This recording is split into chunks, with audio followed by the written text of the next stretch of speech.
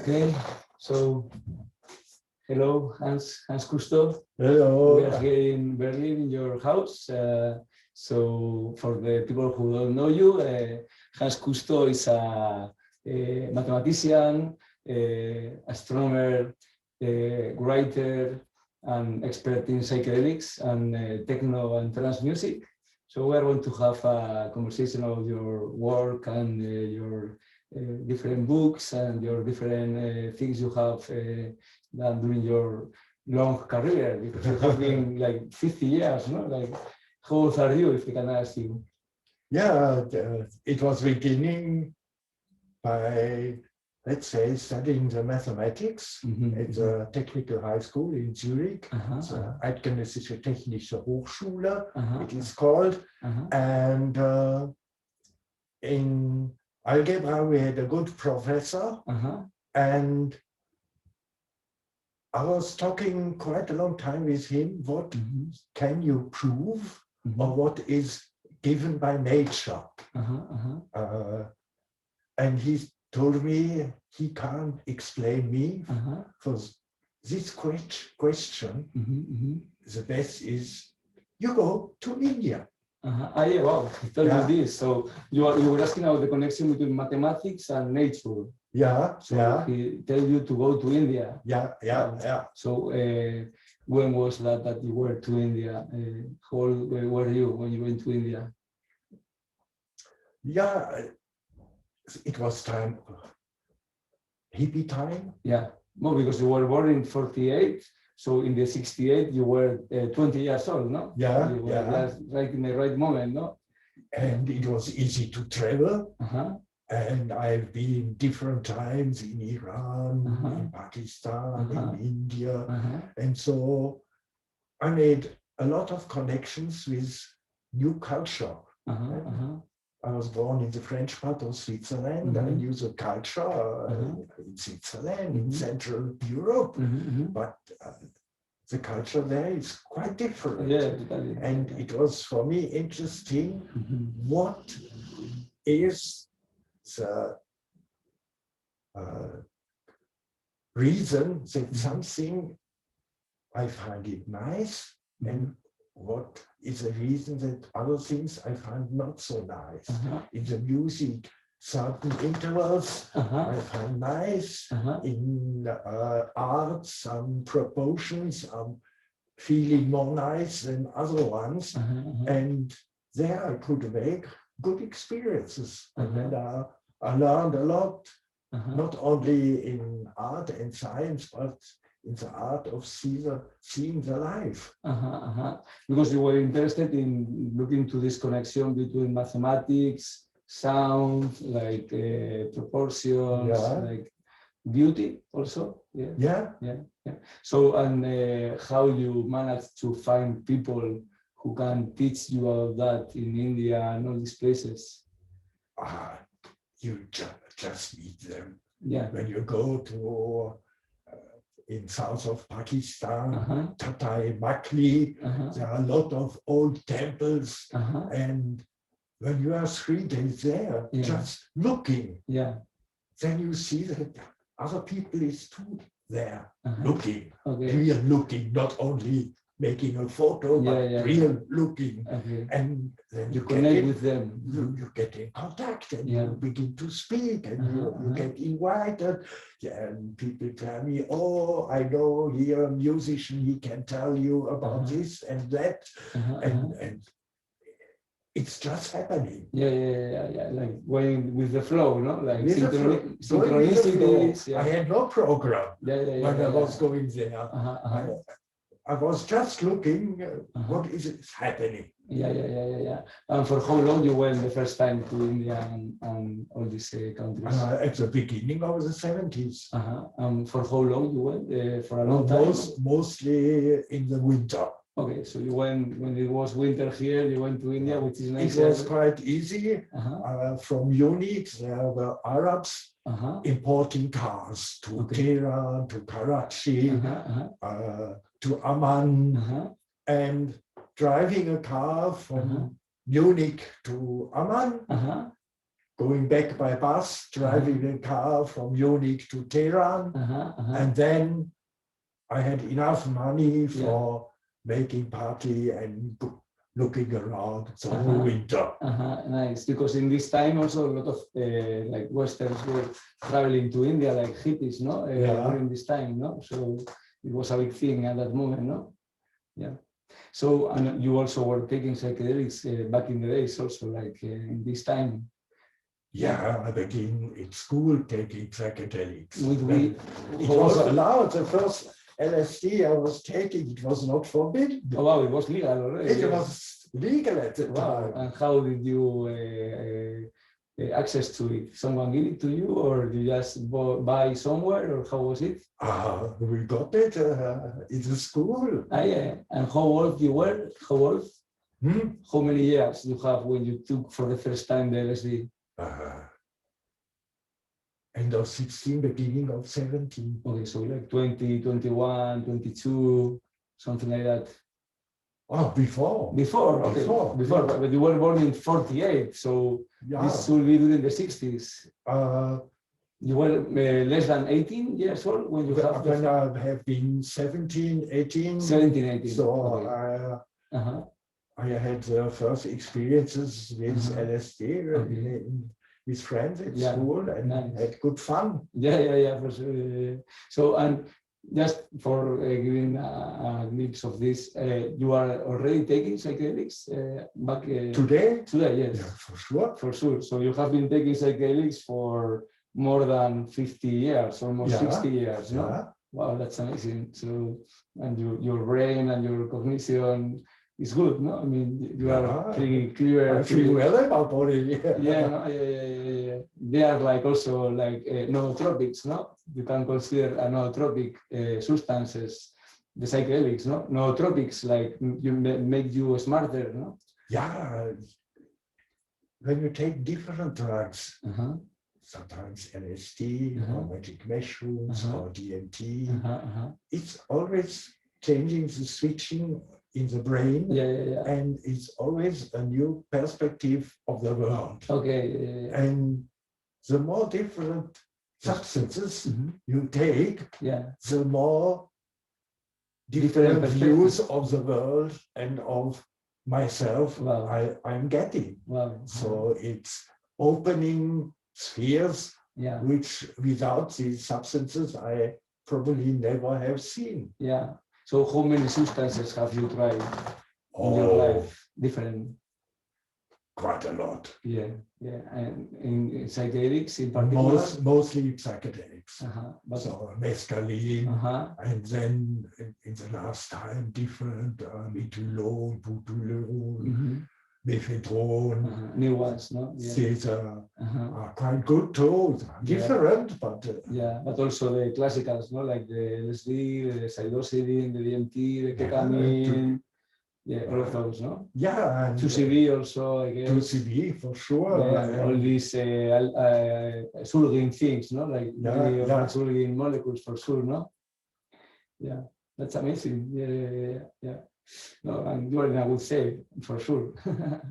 So then, I'm gonna check my questions because there is a lot of things to explore with you, so I don't want to miss anything. So after all these travels to India, where you start learning about these connections, no, between music, mathematics, because they were experts in these countries, no, that they were doing these connections, no. This is like very ancient knowledge, no. You were telling me that also in Greece, in ancient Greece, they learn like the philosophers and the smart guys. They learn like music, mathematicians, like everything connected, no? Yeah, nice. Yeah. So then you came back in '75 and you moved to Munich, and you were living in, I don't know if it's Riederstrasse, no? Yeah, it's a community. A commune, no? Two independent artists, hippies, no? Yeah. How was hippies, that? musicians in two houses, very old houses, about 400 years old. Wow. And half of the people were dealers selling hashish, most from India, from Afghanistan, from Lebanon. And a lot of them were making music too. Okay. Okay. And we wanted to make it cosmic, spheric music. Okay, so you were still thinking on that in 75, no? You start like having this idea of developing this project, no? Yeah. And it was not far away from the German museum, Deutsches Museum in Munich. Okay. And they have a real good big library. And there I was studying Johannes Kepler. Kepler, okay, yeah. The mathematician, which was also astrologer, astronomer, and And he was interested in music also? He was very interested in music, and the speed of the planets he made in relation with musical intervals, comparing it, but he had not the ground pitch. He didn't what? The first pitch, the tuning pitch for the whole music. He didn't find it. He had no physical way to describe it from nature. Okay. Because he has not the tools already. Yeah. And the concept of the music of the spheres is coming from Kepler, or is it even older? Oh, it's much older. Where is it coming from? Different cultures? Greece. The spheric music was quite famous. In Greece, ancient Greece, like 2,000 years old. 2,000 years ago and more ago. Okay. So, and there are writings about that already? Like you can read about this? You read about that? Yeah? Yeah, there are good writings of these philosophers, no? Yeah. Plato or, For example, that's a book I am studying, like very much. Theon von Smyrna, and this is the mathematic for the readers of Plato. Platon, okay, so Platon was also involved with in English, the whole book is online. Okay, nice. Okay, so when you put this title in the internet, you can have the whole book. Okay. And this is very interesting, the philosophy behind the numbers, the proportions, and the musical intervals, and the spheres. Wow. And this was also known in other cultures, like in India and other cultures also, this concept with another name? They had another concept. Okay. But the concept in India is a sajna, the first sound of the sitar. Okay. And they tell this sound is the Om. Okay. And it is in the Bhagavad Gita, a description of it. Okay. And I made quite interesting experiences in India because taking psychedelics and exploring that, or I had a tuning fork and was in Bombay, a constructor of manufacturer of sitars. Okay. He was tuning the sitars, and I was taking the tuning fork. On the sitar, and it was exactly this sound. Wow. And firstly, the constructor of the instrument got a little bit angry and said, "We go to our master and learn for years this sound, and you just take it out of your pocket." Oh, because how this works? It was exactly the C sharp, the tone of the year. But how it works? Like you just put it, and for vibration, he generates the same sound. Yeah, exactly the same sound. Wow. And so I said to him, "You had a good chance. Yeah. You had a teacher. Yeah. He gave you the knowledge about this sound. Yeah. But we have to calculate. We have to go to somebody who is making tuning forks for having this tone. At this time, there were no computer where you can just put in a frequency and you have the sound from a raw file. So you need to do it by hand. The numbers. So and no one has done this before you. No one has done these calculations before you. No one. I didn't find anything. I was looking in so much libraries, I didn't find anything. It's really astonishing. Yeah. Wow. So you are a total pioneer, no? I mean, total pioneer. It just happened. Yeah. Well, sometimes things just happen, no? You never know. The real pioneer is a mushroom, he told me. It was in the English garden in Munich. The mushroom experience you have, no? I want to ask you, because there is also this concept in India that the first thing was sound, and then all things were created through sound, no? It's like this philosophy and this cosmology, no? Sound creating everything in the world, no? Like the first thing is the sound, and then forms and everything is created, no? Through sound. So everything is vibration, basically, no? In the Christian world, equally in the Jewish world and the Muslim world, also God was speaking. Okay.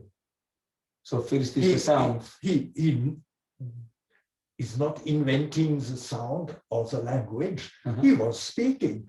This was before he was creating the world. He could speak. Okay, with sound. The logos. With the sound. Okay. So then you were saying that you have this experience, or you found this universal meaning of the law of the octave. To define the harmonic tones, and you have been able to calculate it from astronomical periodic phenomena in a vision after considering Silosyries emilanceata, no? In 1978. So this came from a vision during a psychedelic experience, no? Wow, that's amazing. How was that experience? No, I was in English garden, a real nice park. This was our living room in the summer. Also earth pipes, and we had making music in the park and good fun. So hippie life. And I was real good on these mushrooms. And then at home, I had a vision. I saw the solar system before me, the colors of the planet, and heard the sounds. And well, I was quite prepared in astronomy. I knew quite a lot about where the planets are going. And then I realized, there is a logic behind this vision. I took my calculator and was calculating. And then the first sounds were calculated. Wow, so you have first the vision, but you have also the knowledge, like the knowledge to translate that vision through mathematics in something like material, no? Which is that music that you start creating. No? And it's amazing that I've been exploring this recently, how all the guys who start creating personal computers in Silicon Valley, and they were taking also psychedelics. The guy who invited the mouse, the guy who invited the idea of the windows that you move with the mouse, the guy who invited internet, all of them were taking LSD and psychedelics in the 60s. So it's amazing how these tools work for creativity. You know, it's amazing. It's like you're really tuning with something that you can download that information or something like that. In old Greece, a cultural center was a mysterium of Eleusis. So they were also like having this experience and doing all this philosophy and all this knowledge coming from there, because even Plato and Aristoteles and other philosophers went there, no? They participated in the Eleusis rituals, no? Well, even Socrates, who was the guy who was killed because revealing the secrets of Eleusis? It was this philosopher, because you couldn't speak about Eleusis, it was a mystery. So it was this guy who talked and wrote about it, and he was poisoned. You know this history? Seneca, or not Seneca. I don't remember the name at the moment. But they were, for example, and especially Plato and Aristotle, who are two of the main philosophers of the Western world. They were influenced by these rituals, which probably they were consuming some kind of psychedelics, as Albert Hoffman proposed in this book, no? Like many years ago. No? the road to Eleusis, no? Yeah. Yeah, that's amazing. Yeah. So you also have this experience out of your psychedelic experience of being able to download, to have this vision and then to translate it through mathematics in music, no? Yeah. So then you start publishing your knowledge about this, no? Yeah. At some point. When friends are coming and asking this and that. Okay. So in the commune already, you were living in the commune. When we were living, and friends, other musicians who came, okay. Other freaks from the English garden after smoking together. Yeah. They were always asking, how do you calculate it? How do you make it? And so on and so on. So when I heard the question, my brain could tell without that I have to think just from the memory, because I told it so often. Yeah. And when you are telling very often the same things, yeah. write it down and you can say, here, take it. you don't just playing 100 more times, no? You already have it. Yeah, you can read it. So this was your first publication, no? This is not an absolute first. I show you the first one. Okay.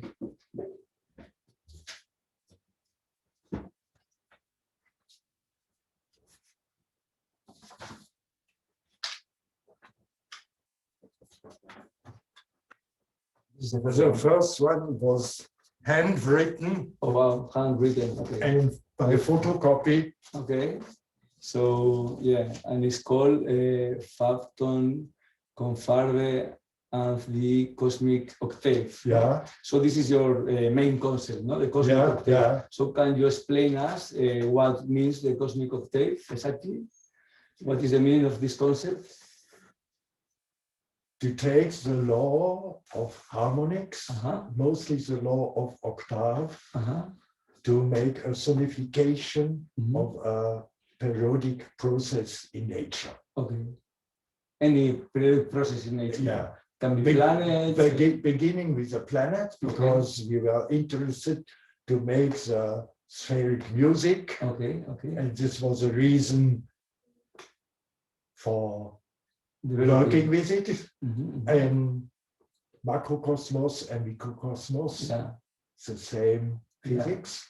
So was a beginning to make hydrogen, the atomic sounds are very well tuned.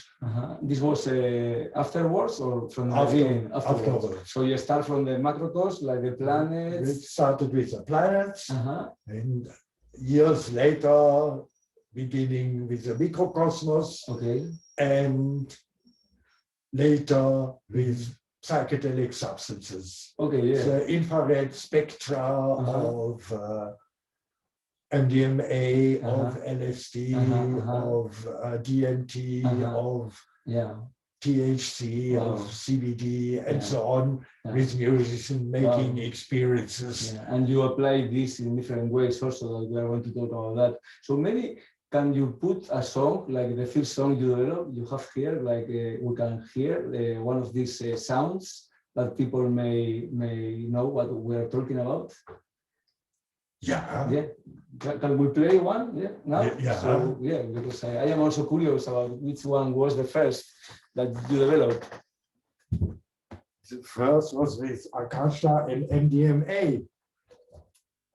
But for the Cosmic Octave book, you already developed some kind of sounds. The very first sound you developed through this theory, which one was?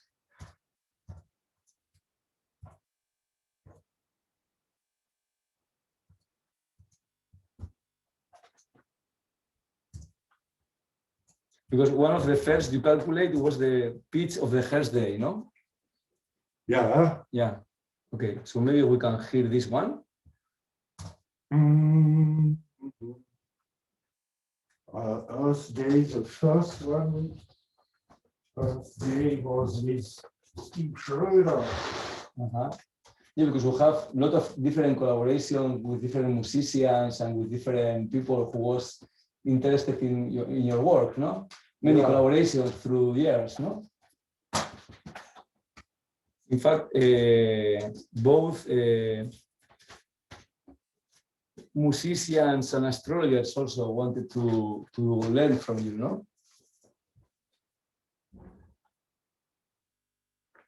So this is the first one, yeah. This is the first one published. I will just look. And the name is with whom you developed this project? Who is the collaboration with? This is Steve Schroeder. He was playing with Tangerine Dream. Steve Schroeder. Okay. And is the one of the pitch of the heart, or is another one? Is the one of the pitch of the heart, or you made before that you made any other more? It's here. Okay. Yeah, so let's hear this one just a bit, because I think it's more interesting just to hear what you developed.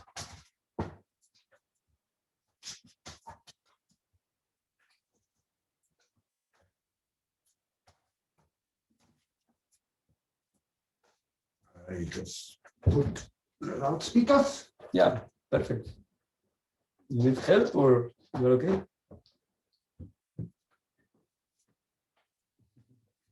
Well, I will save.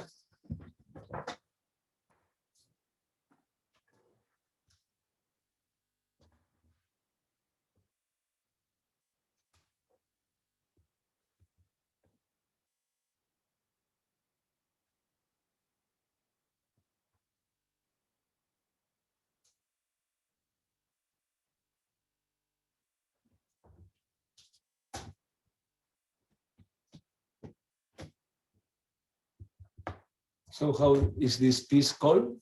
The one you are going to... Oh, you can't open it. No? Maybe it's in Spotify or in internet, or... It's damaged. Okay, but is it in internet or? No, I don't think so, because No. Very old. Very old one. Okay.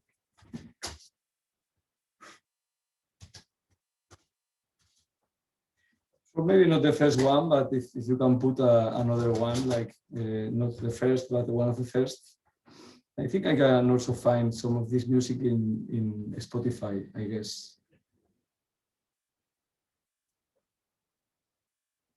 Because you develop a lot of music with a Casa project, no? Yeah. So Heart is one of the first ones, Heart with a Casa project. Oh, no, it's not so. It's working.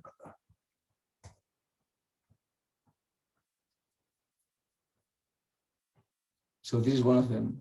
Okay.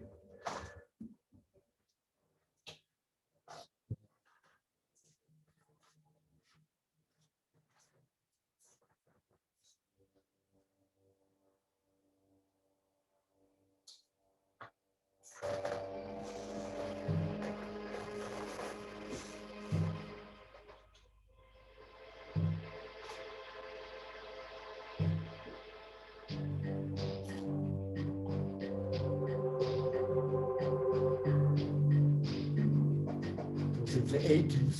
Wow, quite interesting. Yeah. What is the name of this piece? The name. This one. Darkest Soul. What is the name? Okay. The tone of the day. The tone of the.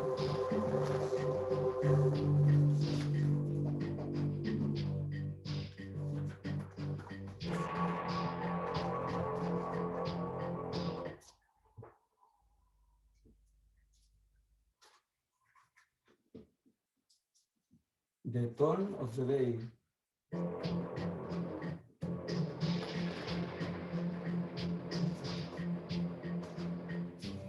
The mood of the day. Ah, the mood of the day, okay.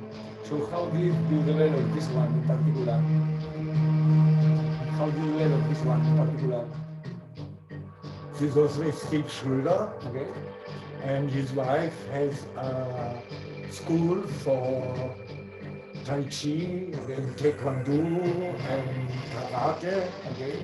And he was making special music for the Tai Chi training and so, and we met one another, and then we made things like this in tunings of the earth. Okay. Okay.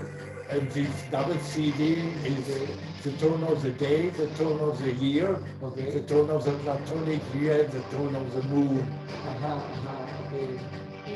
So, I mean, we need to know how you can create sounds from this idea of the tone of the air or the tone of the moon. How is that possible? This calculating the earth one day, 24 hours, is 86,400 seconds. And then frequency and time is vice versa. And then when we take the frequency, 1 divided through 86,400 and multiplication with 2, 24 times, and you have the sound of the earth. And 8 octave. I'm going to put it a little bit down because maybe you are not going to be. Okay, so. And 8 octaves down, you have the rhythm, the tempo. And then 8 octaves down. From the sound. Because the rhythm, the tempo of the music. And then you take the harmonics of it and are beginning making compositions. Nice. So you have developed many of them, no? Like a lot of them, no? Yeah, quite some musicians with them made different experiences. Well, molecules are more complicated because you have in the spectrum different waves, and so it's more and more deeper going to nature. So you have gone from the planets through the molecular structures and even to the quantum fields also at the end of your more recently, no? How was that also? Yeah, this was a friend of mine who made it. What is the name of this guy? I can show you. Yeah. Norbert Böhm, he is called. He made this book. Wow, this is a huge book, no?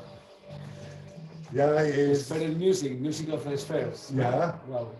He made a fusion of my work and the work of Johannes Kepler. Oh, wow. And is going very, very deep, and it's very fine work. Wow. It's extraordinary. Yeah, this guy, Norbert Bohm, he's a mathematician or a physicist? He studied philosophy. Okay, nice. And he made to the sound of the Wirkungsquantum, how you say, the platonic. The quantum. The quantum of. The quantum field, no? No, this was from the end, but because we are talking about it, I will find it. So you basically were doing applying your cosmic octave model to quantum physics based on Max Planck, no? Max Planck theory, his calculation of the constant V and the size H, which became a fundamental size in physics, no? Because it's like natural size of things, no? Yeah. So how did you work with this to become in music? Max Planck, 1898, was publishing the natural constants and the relation between them. German universelles Maßsysteme. System of taking measure of everything, which is universal. And from this theory, the most little frequency existing in the universe, how it is defined, and to making in the audible range. So it's solidification of the theory of Max Planck. Okay. So you have already created some sounds coming out of that, no? Yeah. Okay, and people is applying them also in some ways already? Yeah. It's nearly the same frequency as the tone of the ear. Okay, similar. Okay. 136. And then we are going to arrive to this, but DJs are also playing your music within their compositions, no? And this has been happening for many decades now, no? From the very beginning of the electronic music. Yeah, on the CDs I gave you, We will quite different examples. We will show them later. So I'm gonna turn it a little bit down just in case it's interfering with the recording. So let's go back again. So because we were very far in your work. So this the calculation of the pitch of the hair day was one of the first you developed, no? Yeah.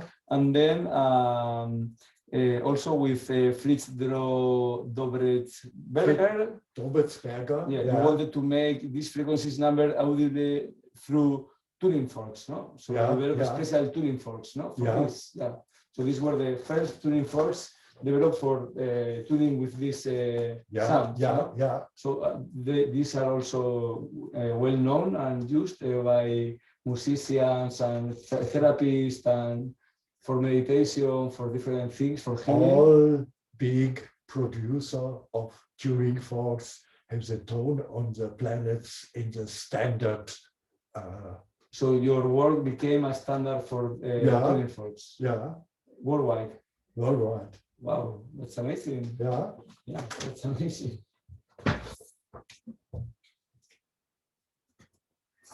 So even in the 80s, you start constructing these tuning forks, no? Well, you have here songs, so we can hear it, no? How it sounds. Yeah, that's amazing.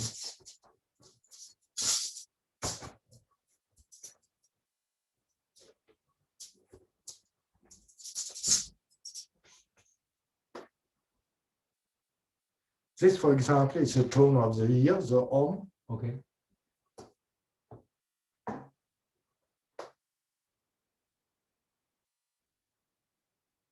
And you can just put it on the different part of your body. Okay. And then you feel the meridians of Chinese medicine. Okay. You realize this is not a theory. You can really feel it. Yeah, like the frequency, no? The frequency and how the frequency is going through the body. Okay. Can I try it? Yeah, somewhere? for sure. Yeah. Just here, taking at the breath. Yeah. Then by that side, and put it somewhere. Putting. Oh wow. Yeah, you can really feel the vibration of this, yeah. Or in salons where you get good massage, they are using it for making the feeling deeper for certain points, for the relaxation of the people. Okay, so also for meditation, for healing, for massage, for different healing purposes, no? Yeah. So the people from the healing field also start being interested in your work. Yeah. At some point. So you have been influencing many people, no?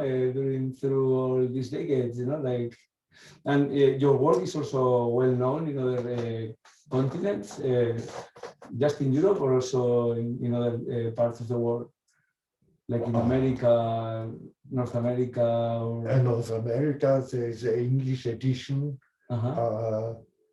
Which is in the United States of the octave, and gongs from Paris are well sold in the United States. So gongs also were developed using your ideas. gongs, like the big gongs. You're quite good, Mr. Eric Paiste, and was in Nottwil, it's in Switzerland. Wow. And I know Peter Hess. You know Peter Hess?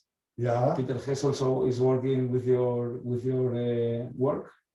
He's influenced by your work also, Peter Hess. Yeah. So his gongs and his music also contain your theory and your and then he's Meindl, another producer of gongs. Okay. And they are making all-planet gongs in different octaves. And yeah. So what means an octave? What is the concept of octave coming from? The octave is just doubling a frequency. Okay. When you have an octave, you have just the double of a frequency. Okay. As an upper octave, and the downer octave is half the frequency. Okay. So how many octaves are in total? In total, we listen. The audible range is about 8 octaves. Okay, that's why the visible range is about 1 octave. Okay. And the universe is more than 100 octaves. So there are like 92 octaves that you can hear naturally. Naturally, you can hear about 8 octaves. 8 from 100. Yeah, because the solar system, you go 35 to 40 octaves from the solar system higher, and then you hear it. Okay. And from the molecules, you go about 40 octaves down. Okay. And from the infrared spectra to the audible range, and then you can hear it. Okay. It's just a system, a harmonical system of making sonification. Just like a man who is making a land card, a map of a region. He say 1 to 25,000 or 1 to 50,000. The scale. The scale, and it's just a scale from showing something. Okay, so we can hear 8 from the 100, and you have been translating the others, maybe not the 100 of them, but some of them to make it audible for us. So we can, and what can we take from that? Like, it's like hearing or knowledge, or just hearing these tones. What can be? For example, the solar system. We can not only imagine by a book with the sun and Mercury and Venus and Earth and Mars and Jupiter, Saturn, and you see the distance of the planets and mostly logarithmic because the paper is not big enough. And it's an acoustic way for showing the relation of the revolutions of the different planets. We realize Mercury is nearby the sun, is much higher. Then it's come Venus, a bit deeper. Then it's come Earth, a bit deeper. Then it's come Mars, nearly an octave deeper. Then it's come Jupiter, much more deeper. And so you get an acoustical picture, a sonification of the solar system. And you can imagine maybe a god who has an other audible range who can listen to what he was first. And you were the one who did this for the first time in the world, no? Like no one has done before. In this way, No, okay, well, that's amazing. And this was the part of your work, I know. I mean, your part of your work with psychedelics and drugs is really amazing because you have so many books that we are going to explore now. But before that, you were already doing all this concept and theory and practice of the cosmic octave and influencing all these people, no? So then then after Munich, you began traveling and pilgrimating a lot again, no? For some time, no? You were living alternatively in Lake Starnberg, in Amsterdam, in Montagnola near Lugano, in Solou, in Haas, well, I don't know if I say correctly the names, but in Haarheim, south of Mainz.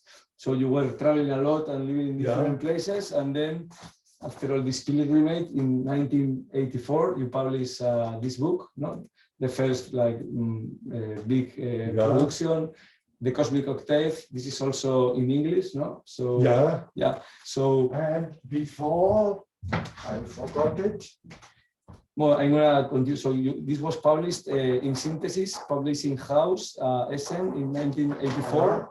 So and then this you can have it. Oh wow, nice. Yeah. With a friend, Bernhard, we made the system, all the signs, all the planets, all the aspects, and which are the relation for sounds and colors and the aspects, just on one page. Wow. So this is like a big resume of a lot of your work, no? So maybe we can just show like this. Yeah. So this can be found also on internet, like this. No, it's not. No, selling posters today, it's so expensive. You have to pack them, and the porto. Today you have internet for the information. But I mean, this these pictures, it can be found in internet. Sure. Like a PDF of this? No, not a PDF. So this, but you can find all the information on Planetware. Okay, this is the website where your biography is and all your work. Can you repeat the name of the website? Planetware.de. Okay, perfect. So this is in German, but also in English. In English, in French, something in Italian and in Spanish also. Okay. Nice. So your work is being translated to different languages now. So in this first book, you wrote it in Montagnola, the same place where Hermann Hesse wrote his book, The Glass Death Game, in 1943. So I am curious of this connection between your work and Hermann Hesse. Well, Hermann Hesse's glass bead game, the central point is a system where astronomy and physics and music have togetherness in transposition, that it is possible to make astronomy and physics to listen and to see it in colors. This is a central point of the glass bead game. Of the work of Hermann Hesse in this book, no? Well, Hermann Hesse was big. He was publishing Siddhartha. And he got for this book the Nobel Prize. Yeah, Nobel Prize. How was your connection with him? You met him? Only his wife. With his wife. I was sitting in the same restaurant, sitting on the same places. It's nice region, southern of Switzerland, the Lake of Lugano, green mountains, nice views. But you made it on purpose to go there to write your book in the same place? No, because my parents were living there. So you were neighbors with Hermann Hesse's family. And they're quite famous neighbors. The family of Pollock. Also, Horkheimer, Jewish philosophers, and anti-Nazi people from Frankfurt School were living there. So it was quite an intellectual neighborhood. So you were also involved, influenced by a professor called Ostrovsky made different books. He was professor in Basel, came from Russia, made different books about mathematics. So it was nice meeting on a high cultural level, let's say. Nice. Well, you were very lucky, no, to have this environment. So then, continuing with this Facebook that you wrote. Wait a second.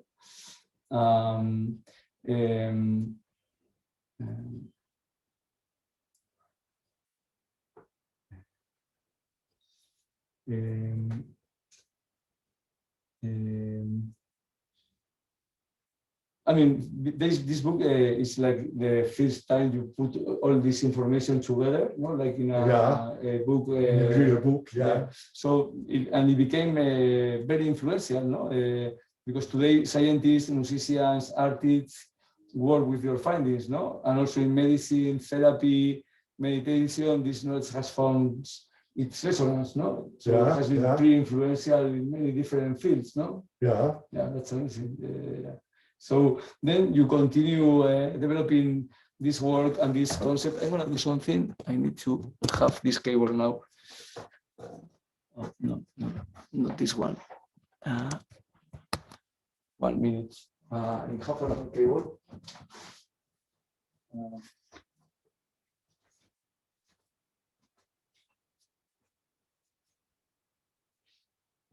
Let's see. Because I almost ran out of battery in my other phone. So no, I have it, so I can just plug it.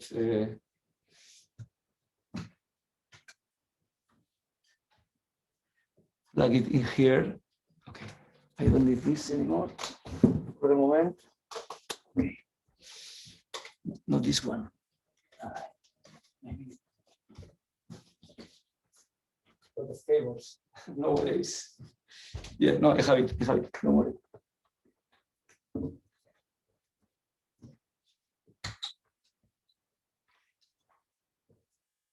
So a little break is good also.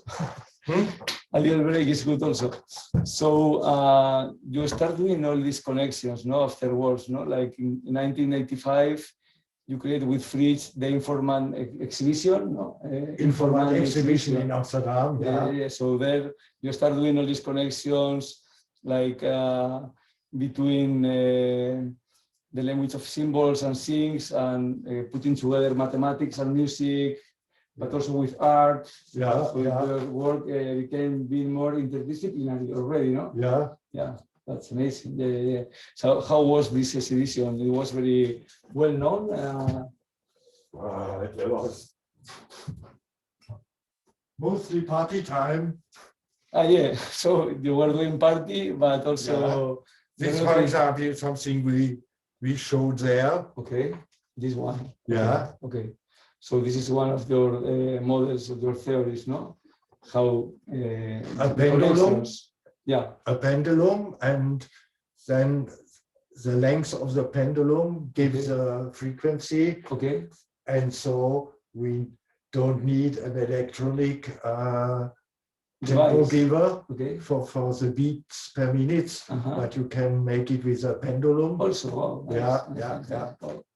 So you were it's things like this we were showing there. Okay, nice. So yeah, you were trying to unite astronomical and musical formulas. It's working? Yes. I think both of them are working. Maybe the Zoom is not working, but the phone is working for sure. So let's just check. But yeah, both are working. Yes. So you were uniting in this exhibition mathematics, architectures, art, and music all under the same denominator, and which was your work and also Hermann Hesse's work, no? Both. Yeah, well, Hermann Hesse, he made it literally in a book, and he was not describing the law. He was just imagining it should be a law like this. Okay. He has the idea, but he was not able to materialize it. Then you came and you materialized it, no? After Kepler and Hermann Hesse. That's amazing. So then you start having all this collaboration, no, with Steve Schroeder. Yeah, you explore the scientific foundation of meditative and therapeutic music in many experiments and studies. like applying these concepts to therapy and meditative states. Yeah. Yeah. So that's correct. Yeah. So look to the CD from Steve Schröder, which we heard. Yeah. This is a book for explaining Okay. how you make the music of the spheres for a certain point of time. Okay. How do you mean with certain point of time? So for birth chart or for a party or for a meditation. A particular day, a particular moment. For that moment, what is the music of the spheres in a certain moment? So for example, today, the music of the spheres are different than from another day, no? Yeah, exactly. So you were able to create that particular musics for parties or for particular events. Yeah. So you have been doing that also. Yeah. Wow. So, oh, that's amazing. So, for example, and then we are going to write to that for trance music parties or full moon parties, for all these things. You were. Today is full moon. Yeah, today is full moon. Yeah. There's a full moon party today, or? We have a private party. Yeah. Easter, yeah. Yeah, today. Yeah. Oh, maybe you will let me know. Where is it? No, it's absolutely private. Okay. Few people. Good eating and being together. Yeah. Well, I'm going to clubbing for sure. So, but we will arrive to Not that. Clubbing. No, myself. Yeah. We will arrive to that later. So, because I want to know also these connections with clubbing and all this, no? So, yeah, well, I want to skip some things. That, I mean, you develop also this mind machine, Orpheus, no? You develop also this mind machine, Orpheus, no? Yeah, the mind machine. This is this book here. Okay, so another book on the Orpheus project. It was Orpheus mind machine, and we made it, but it was not a big business. No. But it works? It works. It works. Yeah. Okay, so what was the goal of this machine? This was for relaxation. Okay. You have frequencies. Okay. In the ear. Okay. And lamps for the eyes. Okay. And with the differences of the frequency, you make the a holistic situation in your brain. Okay. And is to tune your brain with meditative states, basically, no? Yeah. With these frequencies. Okay. Yeah. So then other projects has been developed in the same direction, no? Yeah. And some of them also based in your work? Yeah, but to have a machine and to have glasses with lamps, it's not so comfortable. Yeah. It's much better to take this knowledge for the dance floor. Okay, that's why I feel much more free, and that's why it's a much better experience. Yeah, and it's the same. You have the lights. It's going to the brain. The brain is working the frequency you give. You have the sound. The brain is working the frequency you give. When you're dancing together with other people, all brains are working together in the main frequencies, and this gives a morphogenetic field, which is much more interesting than the mind machine. Yeah. So you first develop the mind machine, and then you realize of this, and you start applying.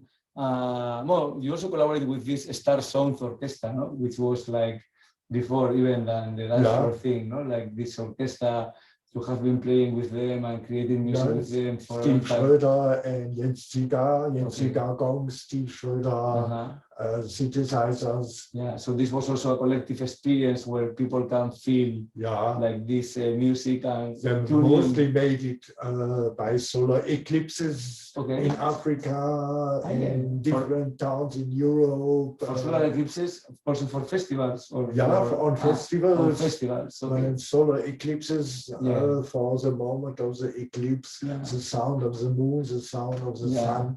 It is a ritualization on an acoustic way. Yeah, it was a big one in '99, happening in Europe, and in fact, Authora Festival born there, in Hungary, The Authora Festival. In '99, when the solar eclipse happened, this was the first time they made the party, and then it became the festival. No? Yeah. So there are all these so interesting connections that not many people know about. No, it's like the astronomy and the music and the festivals. I mean, it's like all connected also. No, it's like it's not just about dancing and taking drugs, but it's much more deeper knowledge there. No. Yeah, it's much more deeper. It's one of the best things in life is dancing together in ecstasy, realizing being a part of sky and earth, being a part of the universe. Which is a transpersonal experience, by the way, you know, it's like going. It is a spiritual experience. More transpersonal and spiritual means the same, no? Like going beyond your personality, your ego, and connecting with something that is bigger, no? Which can be this group of people in dance floor, or with the universe, or with nature. So everything is connected, no? In this realm, So then, and here we are going to start making the connection between your first part of your work, which has been more about the cosmic octave, the second part of your work, which has to do more with psychedelics, psychedelic culture, techno culture, trance culture. So, I mean, I am really interested in that connection, no? Because you were involved with the techno underground in Berlin from the very beginning, no? From the 80s, no? So you were there. Before techno, the dance floor was for me always a central point to live. Okay. A town or a place where is not a possibility to really dance was no place for me. Okay. So Munich, Zurich, Amsterdam, Berlin. The dance floor was one of the reasons of being in these places. Okay. No, and also it was Goa, no? Because Goa and Goa trance was even before techno, no? Happening, no? Like there is this connection between the hippies of the 60s and trance through Goa Gil, no? Who was the developer of trance, and he was also a hippie in the 60s, no? In San Francisco, no? So can you explain us a little bit of this connection between the 60s hippies, the trance, the Goa trance, and then the underground in the 90s? It's the experience of joy of the dance floor. The music in hippie time was different. Like Grateful Dead and Janis Joplin and these guys. Grateful Dead. They were the promoter of the 420 ritual on the 20th of April. Worldwide, people is smoking hash and grass, and it was promoted by Grateful Dead. Well, also the acid test, no, with Ken Kesey and Grateful Dead playing the acid test, which were the first times people took LSD together and danced together, no? So there is this connection then with Goa Gil going to India and developing trance music, no? It's trance music. It is in 60s. Most of the music had textures. Dancing, but you had always your mind on because words are there. There are words in the music. And then came techno. And in techno. Well, first trance and then techno, no? Trance and then techno and high tech and all different Goa. You have no text. So your mind is switched off. It's just the rhythm and the feeling. And this is a deeper ritualization than the hippie music. Hippie music was great, but techno is greater. Because you have this like more deeper connection with something which goes beyond words and beyond the cognitive part of the being, no? And also this is linked with, I mean, both trance and techno are linked with shamanic rituals and all these very ancient rituals from different cultures, no? Because they were doing the same, no? Like just playing music without forgetting under state of consciousness. Yeah, yeah, and sometimes using also psychedelics, and sometimes just with music and dancing. No, it's something that has been happening for the whole history of humankind, probably. No, this idea of dancing together with music, with no words, and taking some kind of psychedelic substance. No. Yeah, the Sufis.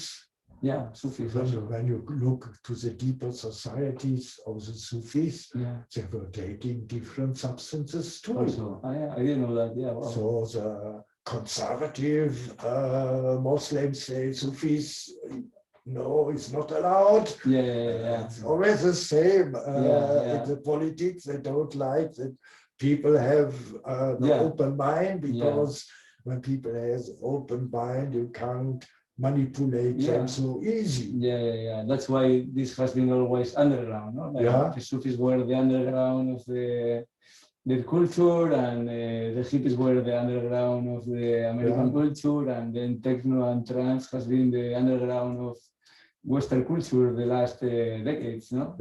Yeah. So how you became involved with techno in the beginning here in the 80s in Germany, in Berlin? Because you tell me that the techno was born here in Germany. Not born here. There were musicians, DJs from Detroit and Chicago coming to Berlin. And they were first. They were first. Chicago and Detroit, 85. It was not called techno, but the style was influenced very importantly from Detroit and Chicago. And then in Frankfurt too was a scene making more this music. And it's a beginning in the 80s. Little parties, 200, 300 people, and little few real unknown underground techno clubs. And this changed in some years. In the mid of the 90s, 500,000 people on the Love Parade. End of the 90s, more than 1 million people on the Love Parade. Exponential, no? It was getting mainstream. Well, now it's really mainstream, no? Like the whole electronic music, trance, techno, these different labels is mainstream. It's everywhere now, no? Like all the clubbing scene all over the world, the festivals happening all over the world, like hundreds of thousands of people going to these festivals and these clubbing things every year. No? It's like amazing how it's really becoming a psychedelic culture, no? Like It's a world heritage. It's my political, what I want from the politics, that party culture and the psychonaut is saved and protected by UNESCO as immaterial heritage of the world. Wow, that's amazing. The knowledge of the shamans should be preserved for the next generation. The knowledge of making parties should be preserved for the next generations. Well, in fact, Berghain is considered a cultural site, no? In Germany, no? Berghain is one of the most well-known and best clubs in the world. It's considered a cultural like place here in Germany, no? For a few years ago. So it's already happening. This like recognition of techno and trance and this culture has a real culture, no? Well, in fact, one of your very first books regarding these themes, no? After your work with the Cosmic Octave, it was about this, no? It was about Kultur, and techno. So I'm gonna read it also in English, the translation, even if it's not translated into English, which by the way must be done, because this is an amazing book that you have published like back in the days. 95, I wrote it. 95, no? So this was 95. And it's a call from the cult to culture, drugs, and techno. So what is this book about? about the connections, the tradition of shamanism, and the tradition of party here, the spiritual aspect of the party, and it's about the role of the drugs for spiritual experiences. That goers to parties, to real good parties, they are not consuming anything on the party, but they are participating on a ritual. So, and by the way, also Hoffman published this book called Foods of the Gods, no? Like Food of the Gods, the book of Albert Hoffman about psychedelics, which is called Food of Gods, no? Because they are considered in different cultures like a tool to connect with the divine within, no? Like these different psychedelics. So this connection is also there in different cultures, like through history, no? Like in Mexico, like the ancient Mayas and Aztecs, even the witches in Europe, or Eleusis rituals in mysteries in Greece, in which was happening for 2,000 years, maybe, no? It was a big thing happening there, So, and then the shamanic cultures, which are already conservative, some of them like taking ayahuasca, peyote, San Pedro, mushrooms. So this has been happening for a while, no? So this is like the new version of something that has been happening for 1,000 years ago. Yeah.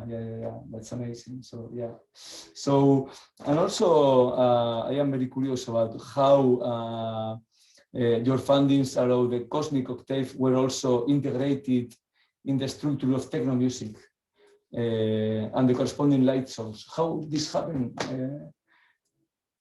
I'm meeting musicians. And you shared your knowledge. We were talking about music, and they were interested, and we were talking more, and they were creating things, and so it's just happening. So you basically help the producers of the electronic music and the techno music to include your sounds within the productions of techno music. With the musicians, make the experiences with this sound, and tell me what is the difference you feel. And when I do this with different musicians, it's a good feedback of how frequencies are working, how tuning systems are working. And for the musicians are mostly quite new experiences. So I don't know exactly a dozen or 2,000 musicians. With them I'm working together, collaborating and creating new things. So this is something that people don't know, that they are dancing music in clubs or in festivals. Sometimes they know, sometimes they don't know. No, but I think a lot of people don't know that this is so deep connected with this all knowledge, no? Like really on purpose putting these sounds to create a special state of consciousness. It's not necessary. It's necessary to explain all these things. Well, on some festivals we making workshops where musicians and composers can learn about more about it and exchanging experiences. But on a festival, it's not necessary. It's a tone of the moon or the it's not necessary, but what I mean is like for some people clubbing is superficial, no? It's like all these people going to clubs and festivals to take the drugs and just dance, and they don't understand that there is something deep within. There is really something deep within going on, no? What you are explaining, no? This connection, like with the group in the dance floor, being in a same state of consciousness and feeling this connection with something that goes beyond yourself, no? That's amazing. So also then you start becoming more and more interested and working in the field of psychedelics, no? You start being more and more involved. By the way, you were also in the first Love Parade, you tell me, no? You were in the first love parade. Which year was that? 89. 89. This was before the wall fall. Wow. And how many people you were there? About 200. 200. Wow. Wow. And it was like something like... First day of Dr. Motte. Okay.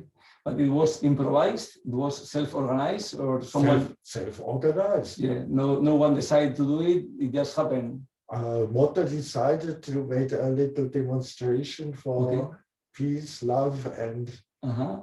And this was even before the wall fall. Yeah. You were dancing for peace and love, and then the wall fall, and this started becoming big, no? Yeah. Yeah.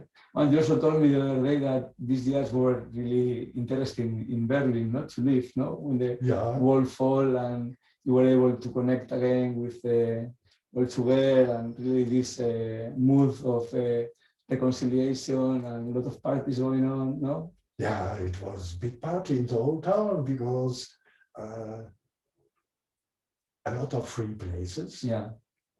And the feeling of freedom was in town, completely different than today. Yeah. And more freedom than today, even. Huh? More freedom than today. Yeah, today it's horrible.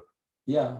When you think Ukraine and all this propaganda, it's crazy. And more weapons and more weapons and more weapons. Yeah. But for example, in Berlin, you feel that there is a lot of freedom right now, like in the clubbing and techno and psychedelic culture scene. There is a lot of freedom happening already. Yeah. But it was even more freedom, like back in the days.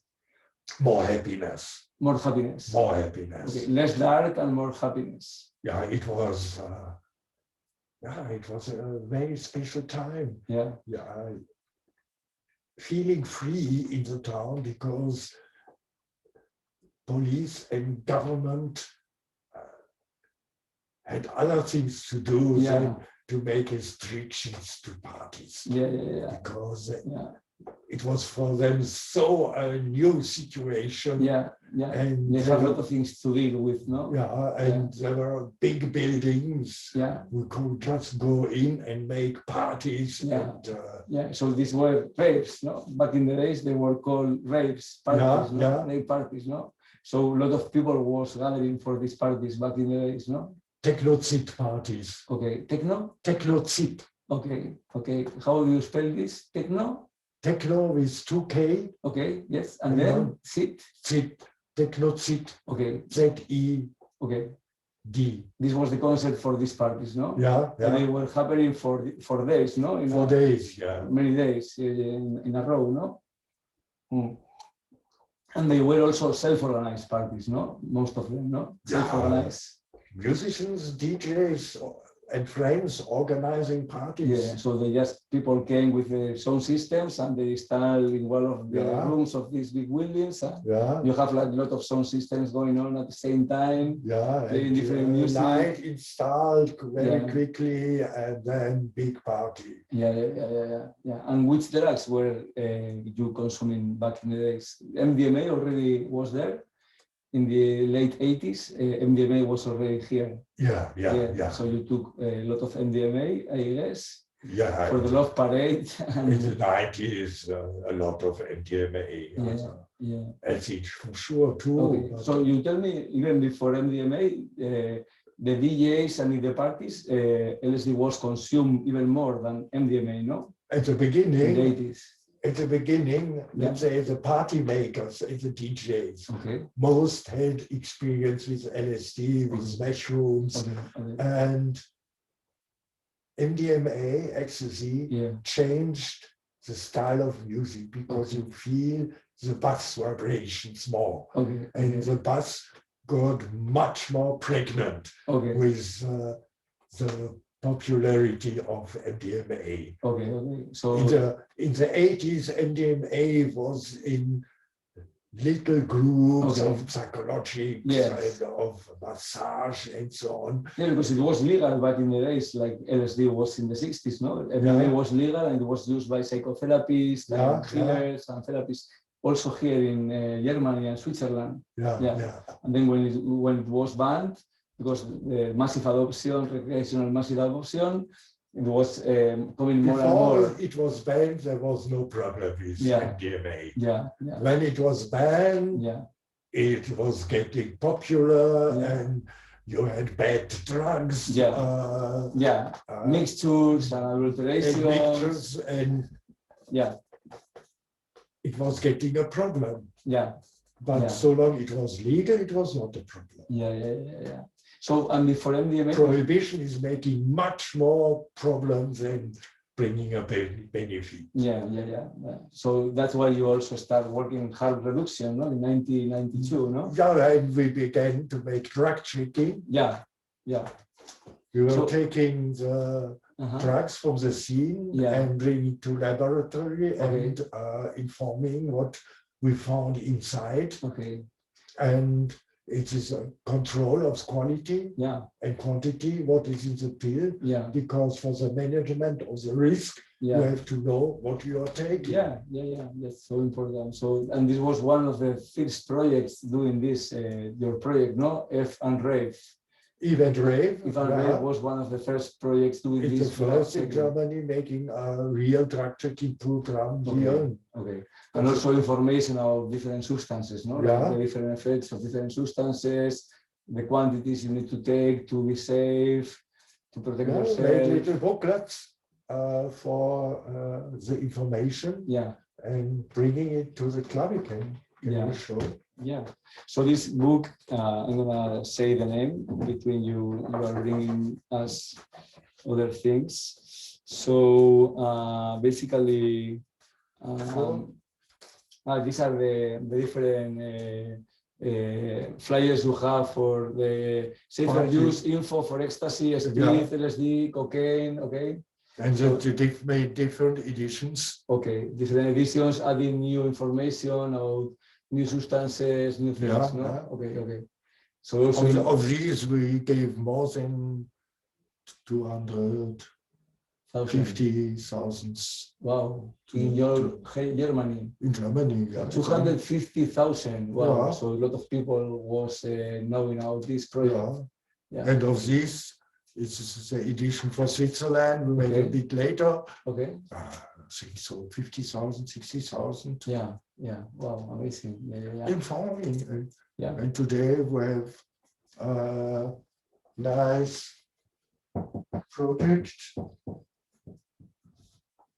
Yeah. Well, so this book was coming in '97, no? The book dealing with quality control of drugs available in the black market, no? And it's called Drug Checking, Qualitative and Quantitative Control of Ecstasy and Other Substances. No? Yeah.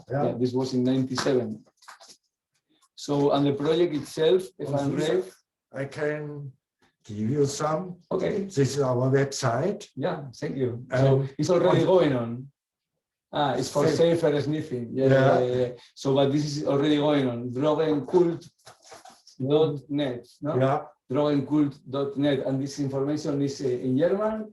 It's also in English in this website. Only German. But with Google translation or people translation. Okay, it's easy. You can read it in English too, or in Spanish. Yeah. Nice. Well, there are different projects, like you tell me. The first was created in Amsterdam. We have energy control in Spain. That was Auguste Leloi in Amsterdam. Yeah. We began 1988 with the first drug checking program. 1988, and then you came second in 1992. We in Berlin. Yeah. We began in the winter 94, 95. 94, 95. So I'm going to read about the project because, and you have been working, since 1994, you have been working primarily in this project in Berlin and Switzerland called F and Rave. It's an association for the promotion of techno and party culture and the reduction of potential drug use problems, so harm reduction. No? Yeah, exactly. So, a part of the harm reduction, you already explained us how is that you were promoting techno and party culture. Which kind of events you create for promoting the party and techno culture? Well,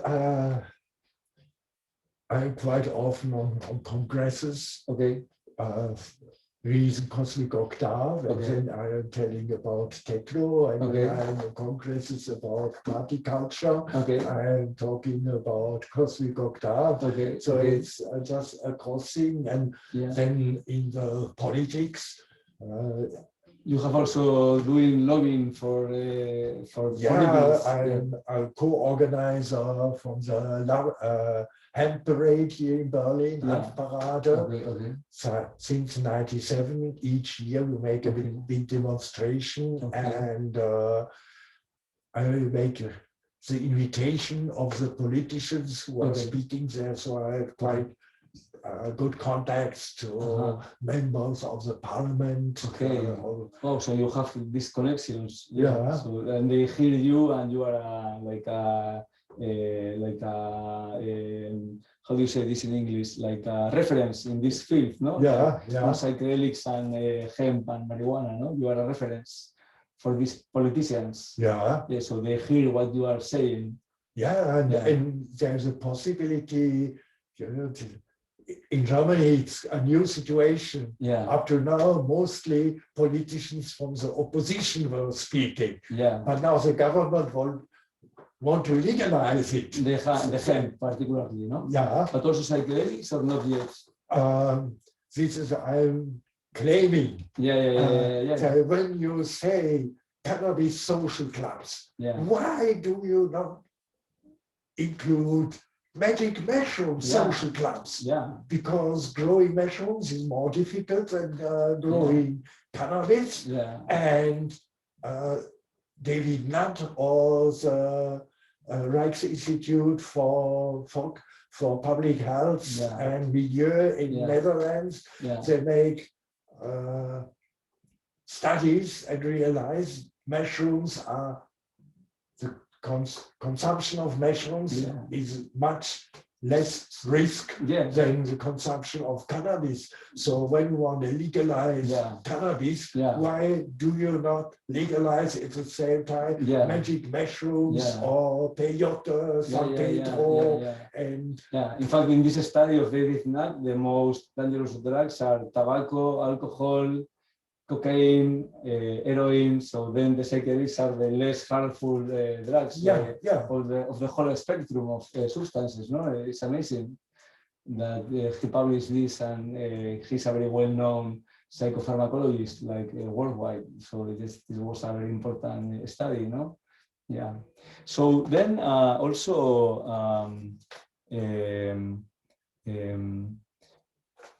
Let me check my agenda for this interview. So you were also organizing parties with and rave, or you did not organize parties, events like techno parties? No. I have enough battery now. So you were also organizing like techno parties and trance parties? Not directly the party. Okay. I'm organizing information stands. Okay. Inside the parties. Inside the parties. Okay. And on the parties, I'm organizing these courses and workshops and things like this. So I'm in good connection with quite some party organizers. But the management and organizing, this is not my business. Not your business. No, by the way, you were talking about the marijuana, hemp, and then the mushrooms. Well, the mushrooms are already the psilocybin mushrooms are already legalized in the States, in some. In Washington D.C. And in Colorado. Colorado, and on top of California also. How is this called? This state, Portland, Oregon. Also, they criminalize psilocybin, so they can even do psychotherapy with psilocybin mushrooms now in the States. That's amazing, no? Yeah. Well, and by the way, there is a ketamine clinic here in Berlin, you know. Yeah. So ketamine is also legal because it's a substance that is used for medicine, has anesthetic, and now they are using it also for psychotherapy and opening clinics, both in the States and in Europe. No? So I was visiting the clinic the other day here in Germany, in Berlin. I don't know if there's more than one, but at least I visited this one. So this is already happening, no? This opening to this psychedelic culture and this psychedelic. Well, by the way, because we are talking about this, I'm gonna give you now the copy of my book, which is precisely about psychedelic psychotherapy, which is connected with also your work. So this is for you, Hans. Yeah, thank you. Yeah. So, one of the co-writer is here. You interviewed. Is Thorsten Passi. Yeah, Thorsten Passi from Germany. He is a very good man. And Sandroff, I like it very much too. I have the opportunity to interview all these guys, so I was so lucky to be able to do it. So this is happening already, no? It's like a psychedelic psychotherapy is coming back. So MDMA is going to be legalized next year in the States for MDMA PTSD therapy. So then it's going to happen also in Europe, probably in 3 or 4 years. Ketamine is already legal for doing psychedelic psychotherapy with ketamine. Psilocybin is also being studied, so it's going to be legalized in a few years for depression and maybe addictions, and then it's going to happen also in Europe. So things are going to change a lot in a few years, no? Like this whole now, because this book is called Psychedelic Psychotherapy, Psychedelic Psychotherapy and Research, Past, Present, and Future. And during my stay in Berlin during these 2 weeks, I'm going to all these events like Berghain and other clubs and talking with all these people. I have this idea of doing a paper or even a book called Psychedelic Culture, Past, Present, and Future, because we are reaching to really mainstream psychedelic culture happening, no? Yeah. I remember with John Lee. In Sangoa was a workshop with him. And you met him? Wow. Wow. And with the ship on the Rhine, through the Lorelei, and good happenings there. And at that time, it was really underground. And this changed in the last 25 years. Today, it's academic. Well, it was at the beginning. At the beginning, it was academic too. From the 43 until the 68, 70, 73, it was academic. But then because the massive adoption and recreational consumption of LSD and psychedelics, they were banned for 30 years. And now they are coming back again, both in the psychotherapy and research and scientific realm. But now what I am interested is also like the psychedelic culture that is also happening. And I think Berlin right now has, California was in the 60s, and maybe Goa was in the 80s, 90s. Now Berlin and Germany is like the capital of the psychedelic culture right now. What do you think of that? Are you agree of this? Oh, capital of psychedelic culture. Berlin, yes. When I look to Switzerland, what is happening there?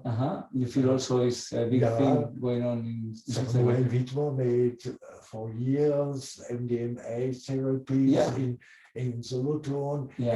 Solothurn was the first prison worldwide where people got legal heroin. Oh wow, Well, they were very advanced also. But what I mean is like the psychedelic culture and the clubbing culture that is in Berlin is not happening anywhere else in the world. I mean, not even in Ibiza, not even in Barcelona, not even in San Francisco, not even in New York. I mean, what is happening in Berlin, and I don't know for how long, because I haven't been here so many times. I was 2009, and then I've been a couple more times, 2017, 2020, and this year, 2022.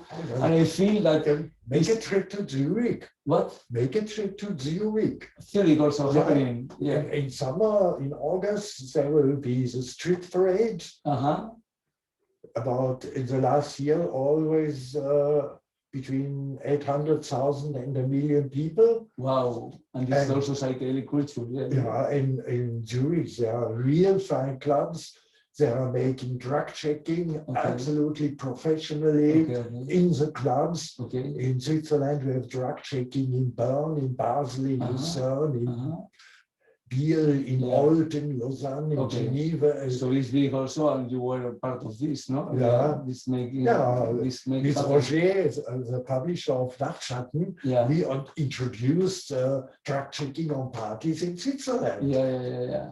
So in the mid of the 90s. In Switzerland, it's also big, all these things. In Switzerland, the government was much more friendly. They helped us. And more than Germany, And in Germany, absolute crazy thing. They did all to stop it. Wow, even in Berlin also. In Berlin, we made it 1.5 years in Berlin, and since Ministry of Health said no, and the laboratory were not allowed to take samples from groups of out of the scene and to analyze them. So you haven't been able to do it in Germany, in Berlin? No. We made it 1.5 years, and the law court said we didn't do anything against any law. It was absolutely legal, but the government said no, and make problems so much as possible. Since 25 years. Wow. And in Switzerland, the government at the beginning, they said we are paying the analysis in the University of Bern. And then in the town of Bern, they began 2 years later to making their own drug checking program. So it's Daniel Allemann, he was chief of the control office of pharmacies in the canton of Bern, and his hobby was drug checking next to the dance floor. Was making more than 20 years now. He's in retreat, other than 65, but he made it very good, and he helped Zurich to make it and to install a drug checking program, and now it is made by paid by the public. We were all managing by ourselves, but now in Switzerland it's a good system. You have the smartphone, each Friday the new list, what is going around. In Barcelona is similar with energy control, and they are also receiving money from the government. So we're also very progressive, and I think in Portugal also they are doing it. But regarding culture, like psychedelic culture and clubbing culture, you don't think that Berlin is the capital of the clubbing and the club culture and the techno culture? One of the capitals. Which one else do you may say that is another capital? Oh, Amsterdam. Amsterdam? It's also big, a bit another musical style. And I don't know all towns. I don't know what is going on in UK. Or maybe in Tokyo, no? Who knows? In other countries that maybe I hear that there is like... In Portugal with the Boom Festival. This is an international event. Well, this all transformational festival, trans festivals and transformational festivals like Burning Man in the States, the Desert Festival, and then you have Fusion here in Germany. Well, in fact, they told me every weekend in the summer is happening a trans music festival in Germany, no? Between Berlin and Hamburg, it is a party highway, the festival highway, because here in northern Germany, not so much people is living so crowded as in the south of Germany. Here you have the possibility that to the next house where somebody is living are 2 miles, 3 miles. In South Germany it's not existing. So you have land to make the festival possible. You can be loud and there's no neighbor. Hey, police, it's too loud. So, and from Hamburg and from Berlin are a lot of organizers of festivals, and the New Healing Festival, for example, each year, not so big, Yeah. 3,000, 4,000 people a week long with a lot of workshops and yoga and meditation. Yeah, yes, combination of a lot of things, talks, yoga, meditation, and there nature. Are quite a lot of festivals, the Whoop Festival and Full Moon Festival. It's a culture. Yeah, totally. Yeah, it's a real culture. Yeah. So, well, and then you have also, by the way, this book, which is also regarding what we are talking about, no? The psychonautic, hedonist, and ecstasy. What is this book about? This is a book, 25 years of the publisher Nachtschatten Verlag in Solothurn. Yeah. And Roger, the founder, is a good friend of mine. We know us from the beginning of the 80s. And in this book is the history of the publishing company, and then a lot of articles from writers who have published their books by Nachtschatten. And how did you decide this name, Psychonautic, Hedonismus, and Ecstasy? Because it's the central theme which is described in this book. Because this publisher is publishing books on these themes, no? Yeah. And what is the connection for you between psychonautics, hedonism, and ecstasy? What is the connection between these three words for you, these three themes, psychonautics, hedonism, and ecstasy? Psychonautic is changing the perception. Like with psychedelics, no? And hedonism is enjoying life. And ecstasy is an alternate state of mind, of consciousness. And when you take psychedelics and you are dancing up to ecstasy, that you are in ecstasy, it's so enjoying life, hedonism. It's well, you can say altogether has something to do. It's also a spiritual connection. And it's also freedom, no? It's also freedom, no? Like being free and self-expression, free self-expression. It's about freedom also, no? That's why maybe it's so underground, because it looks like politicians don't like people to be free, no? What do you think about that? Yeah, to be free is when you are not hanging around with your thinking always on this or that. Just enjoy the moment. Being present, no? Being in the present. And if you are present in the moment, you are having ecstasy experience and you are enjoying life, no? Because you are connected with what's going on, really, no? That's amazing. So let's try to finish covering a couple of more things that you have done. I mean, you have done many other things, but we don't have enough time maybe to cover all of them. But also you published this book in 200 called, which is related with both themes you have been developing your whole career, the psychedelics and the cosmic octave, which was this book about musical implementation of the molecular structure of MDMA, no? MDMA tuning, musical implementation of the molecular structure of MDMA. Can we put this song, maybe? I will look.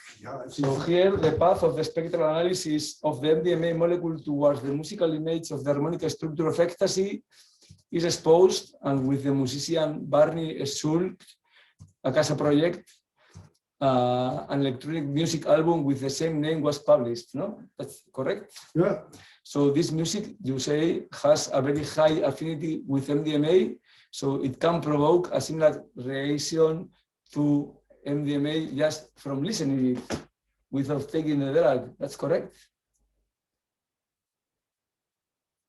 So this is pretty interesting, no? That you can have this effect without taking the substance, no? So we are checking for the music.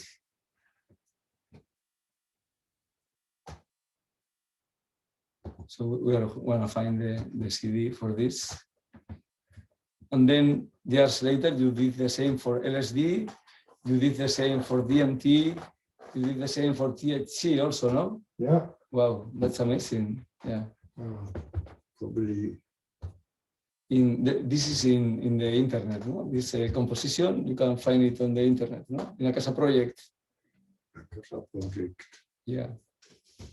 So then we also have these CDs that you were giving to me. One is called A Casa Project Spheres, but a part of Spheres, A Casa Project has different CDs, no? And also quite a lot. You can find the music in the Casa Project website and also in YouTube. They have videos, no, of this music.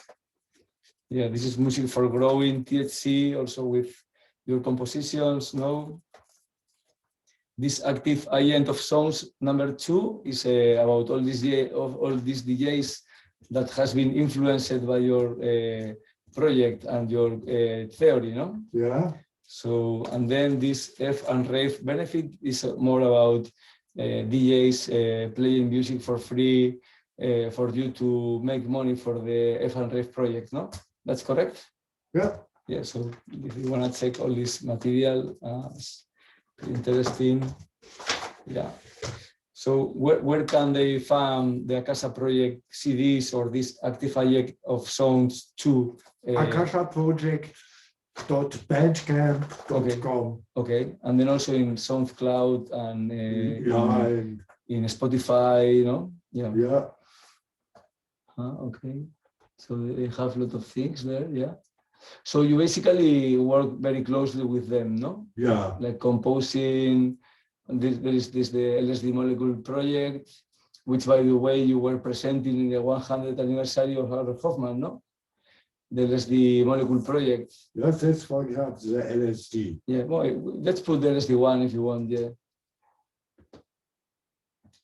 The quantum music of LSD Molecule, okay.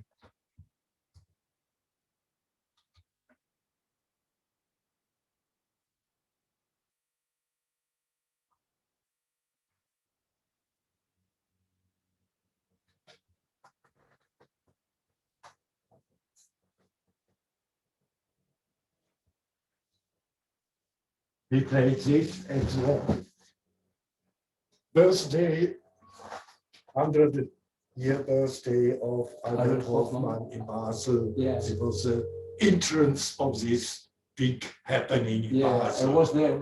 This was my first international conference of psychedelics, 2006. I have some pictures of the conference in my book. Yeah. So and Albert Hoffman was there, no? Yeah. So you meet Albert Hoffman several times, no? Also, you Yeah. were friends with Albert.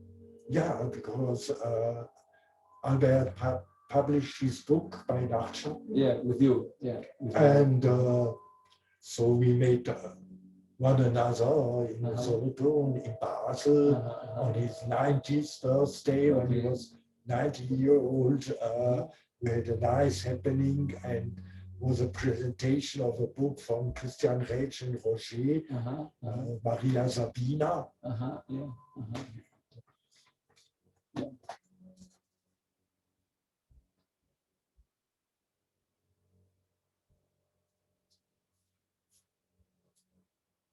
This, Maria Sabina, yeah. They waited for him for the 90th birthday. Oh, wow, this was for Albert Hoffman. Yeah, and there was a real nice meeting there. Yeah. Not so big, 40, 50 people. Very intimate, yeah.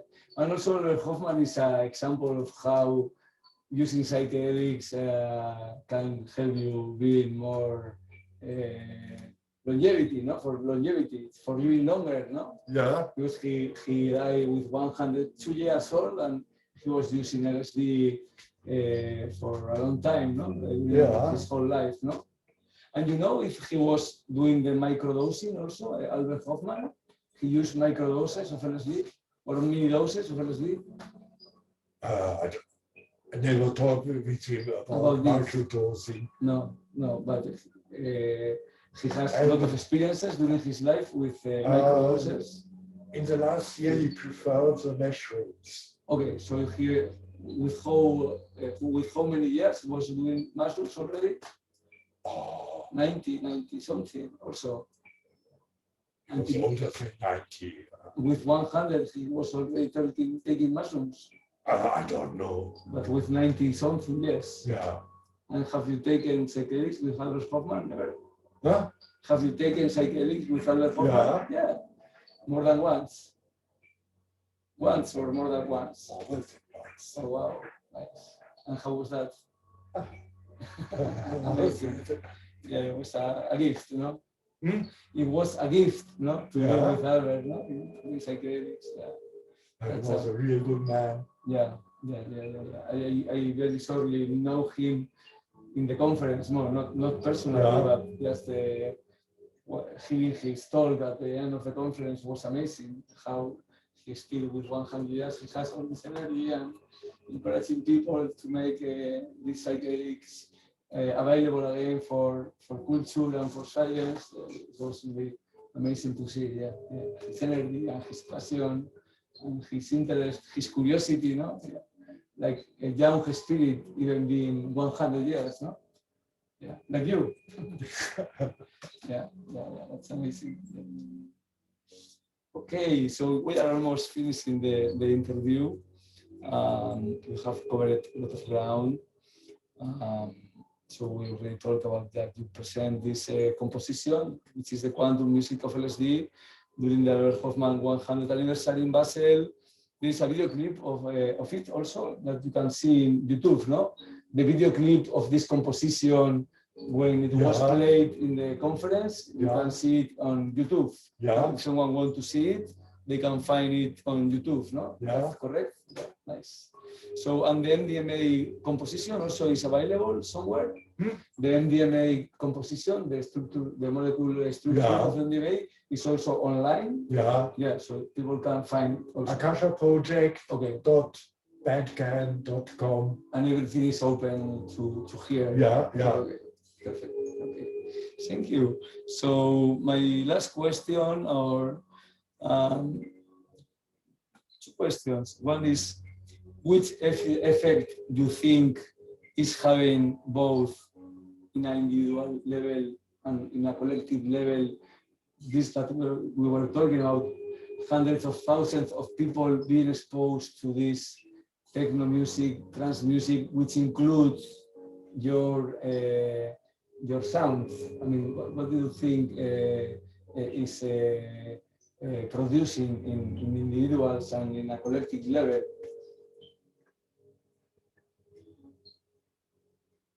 Oh, yes.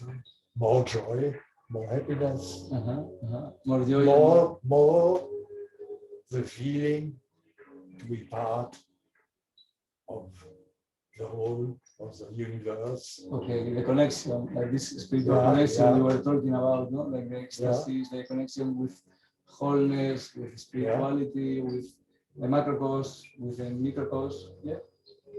Yeah, nice. And the last question: the present and the future of the psychedelic culture, both in Berlin, Germany, worldwide. How do you envision what is going to happen the next 5, 10, 15, 20 years with the psychedelic culture? That's right. Psychedelic culture, I hope that the United Nations, UNESCO, will look for the tradition and secure it, and that it is saved for the next and further generations, and it is accepted as a immaterial cultural heritage. Okay. Thank you. So thank you very much for your time, Hans. Yeah. It has been fun. It has been deep. So yeah. I hope we will continue having this conversation in a few years. And Yeah, maybe. maybe